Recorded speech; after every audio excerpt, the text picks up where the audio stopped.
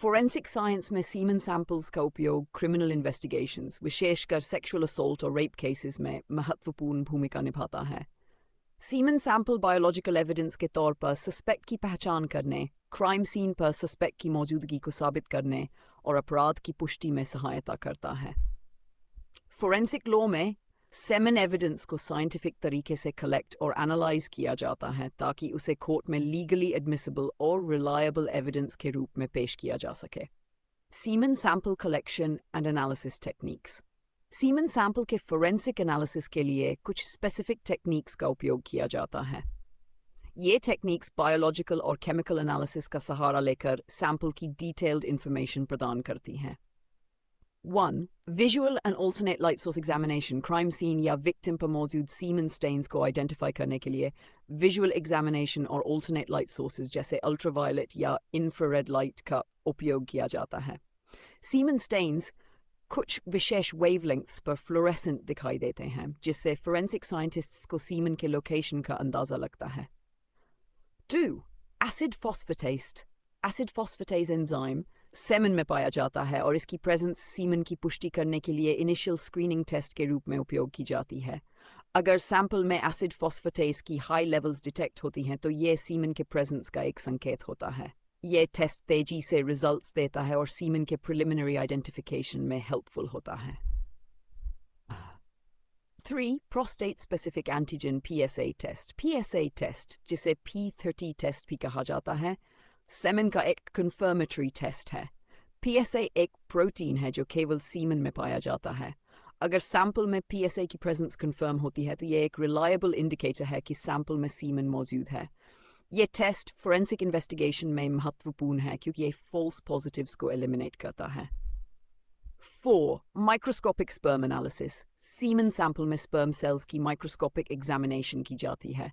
Sperm cells की morphology, concentration और motility की जांच से यह पता चलता है कि सैंपल सीमन का है। स्पर्म सेल्स सैंपल की ओरिजिन को भी इंडिकेट करते हैं, जो सेक्सुअल असोल्ट केसेस में महत्वपूर्ण होता है। 5. DNA analysis.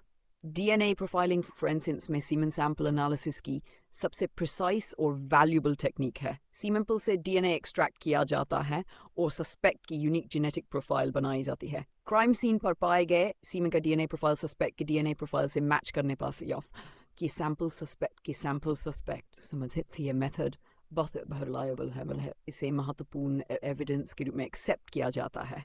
Legal significance of semen evidence का लीगल सिग्निफिकेंस बहुत अधिक है, विशेषकर सेक्सुअल असोल्ट और रेप केसेस में। कोर्ट्स में प्रिंटेड एविडेंस साइंटिफिकली वैलिड और लीगली एडमिसिबल होना चाहिए। सीमन एविडेंस को साइंटिफिकली कलेक्ट और एनालाइज करके फोरेंसिक एक्सपर्ट्स उसे कोर्ट में प्रेजेंट करते हैं, जो सस्पेक्ट की गिल्ट को एस्टैब्लिश करने में मदद करता है। फॉर एग्जाम्पल, अगर किसी रेप केस में विक्टिम से लिए गए सीमन सैंपल सस्पेक्ट के DNA से मैच करता है तो यह एविडेंस कोर्ट में बहुत स्ट्रॉन्ग होता है। DNA एविडेंस को कोर्ट्स में हाईली रिलायबल माना गया है। हालांकि सीमन एविडेंस की हैंडलिंग और प्रेजर्वेशन भी महत्वपूर्ण है, क्योंकि इम्प्रॉपर हैंडलिंग से सैंपल की वैलिडिटी पर सवाल उठ सकते हैं। Limitations and challenges of semen evidence. Semen evidence की वैल्यू फोरेंसिक केसेस में अनडिनायबल है, लेकिन इसके कुछ लिमिटेशंस और चैलेंजेस भी हैं। 1. Contamination risk. सीमन सैंपल्स को केयरफुली कलेक्ट और स्टोर करना पड़ता है क्योंकि कंटामिनेशन खतरा होता है। अगर सैंपल इम्प्रॉपरली कलेक्ट किया गया या प्रिजर्व नहीं किया गया तो फोरेंसिक एनालिसिस अनरिलायबल हो सकता है। 2. Degradation of DNA। Environmental conditions जैसे टेम्परेचर, ह्यूमिडिटी और एक्सपोजर टू सनलाइट से DNA डिग्रेड हो सकता है। इससे DNA एनालिसिस में एरर्स आ सकते हैं और रिजल्ट्स इनकंक्लूसिव हो सकते हैं। 3. Presence of non sperm cells. Semen sample non sperm cells भी हो सकते हैं, जैसे कि एपिथेलियल सेल्स, जिससे कंटामिनेशन का खतरा बढ़ सकता है। खासकर अगर सैंपल में स्पर्म सेल्स नहीं हैं तो DNA प्रोफाइलिंग करने में कठिनाई हो सकती है। 4. Legal constraints and consent. Semen evidence collect करने के लिए प्रॉपर लीगल प्रोसीजर्स का पालन करना ज़रूरी होता है। इलीगल तरीके से कलेक्ट किए गए सैंपल्स कोर्ट में एडमिसिबल नहीं होते, जिससे केस पर असर पड़ सकता है। 5. False positives and specificity. Acid phosphatase और PSA टेस्ट्स प्रिलिमिनरी और कन्फर्मेटरी टेस्ट्स हैं, लेकिन ये 100% एक्यूरेट नहीं होते। एसिड फॉस्फेटेज टेस्ट कई बार फॉल्स पॉजिटिव्स दे सकता है, जो फोरेंसिक एनालिसिस की एक्यूरेसी पर असर डालता है, इसलिए कन्फर्मेटरी टेस्ट का उपयोग करना ज़रूरी होता है। कंक्लूजन, फोरेंसिक साइंस में सीमन एविडेंस की इम्पोर्टेंस महत्वपूर्ण है, खासकर सेक्सुअल क्राइम्स की इन्वेस्टिगेशन में। यह टेक्निक लॉ एनफोर्समेंट एजेंसीज को साइंटिफिक आधार पर सस्पेक्ट्स को आइडेंटिफाई करने में मदद करती है।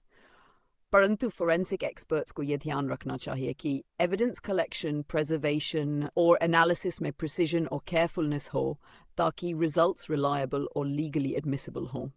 सीमन एविडेंस की लिमिटेशंस और चैलेंजेस को समझना भी आवश्यक है, ताकि फोरेंसिक प्रोसेस को इफेक्टिवली एग्जीक्यूट किया जा सके। Proper training, advanced forensic technology और प्रोटोकॉल्स का पालन करके फोरेंसिक साइंटिस्ट कोर्ट्स में कंक्लूसिव और वैलिड एविडेंस प्रेजेंट कर सकते हैं। सीमन एविडेंस जब सही तरीके से उपयोग किया जाता है, क्रिमिनल जस्टिस सिस्टम की इफेक्टिवनेस को बढ़ाने में एक महत्वपूर्ण भूमिका निभाता है।